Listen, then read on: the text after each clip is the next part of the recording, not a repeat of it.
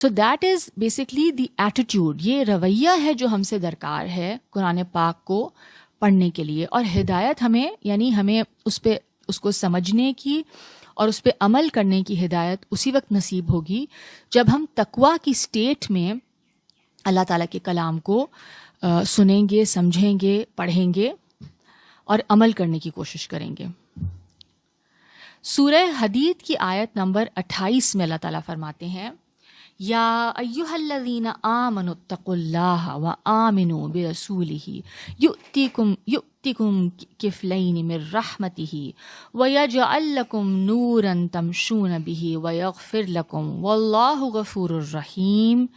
اے ایمان والو، اللہ کا تقوی اختیار کرو اور اس کے رسول پر ایمان لاؤ، وہ تمہیں اپنی رحمت سے دوہرا حصہ دے گا اور تمہیں ایسا نور عطا کرے گا کہ تم اس کے ذریعے سے چلو اور تمہیں معاف کر دے گا، اور اللہ بخشنے والا نہایت رحم والا ہے.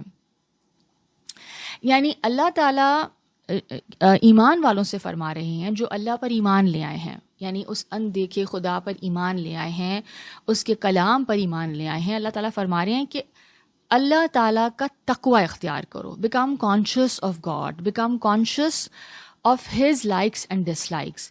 جب آپ کے اندر یہ گاڈ کانشیسنس، یہ خدا خوفی، یہ اللہ کو پلیز کرنے کی کا رویہ اور ایٹیٹیوڈ پیدا ہو جائے گا، تب آپ کے اندر ایک انسائٹ ڈیولپ ہو جائے گی، ایک نور ہوگا جو آپ کو گائیڈ کرے گا زندگی میں. اینڈ آپ اللہ تعالیٰ کی پسند اور ناپسند پر عمل کرنے کے قابل ہو جائیں گے. اسی طرح سورہ حج کی آیت نمبر 37 میں اللہ تعالیٰ فرماتے ہیں،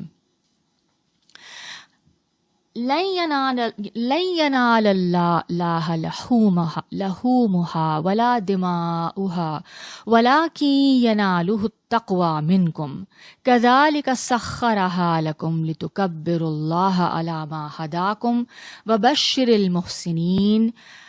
یہاں پہ بیسکلی قربانی کے پرسپیکٹو میں بات ہو رہی ہے، ٹھیک ہے، یعنی جانور کی قربانی جو اللہ تعالیٰ کے لیے کی جائے. اللہ تعالیٰ فرما رہے ہیں اس قربانی کی جو یعنی اس کا جو آؤٹ کم ہے یا جو ریوارڈ ہے وہ کس بیسس پہ ملتا ہے. اللہ کو نہ ان کا گوشت، ان جانوروں کا نہ گوشت اور نہ ان کا خون پہنچتا ہے، البتہ تمہاری پرہیزگاری، تمہاری وہ گاڈ کانشیسنس، تمہارا وہ رویہ کہ اللہ کو پلیز کرنے کا جو رویہ ہے اس کے ہاں پہنچتا ہے.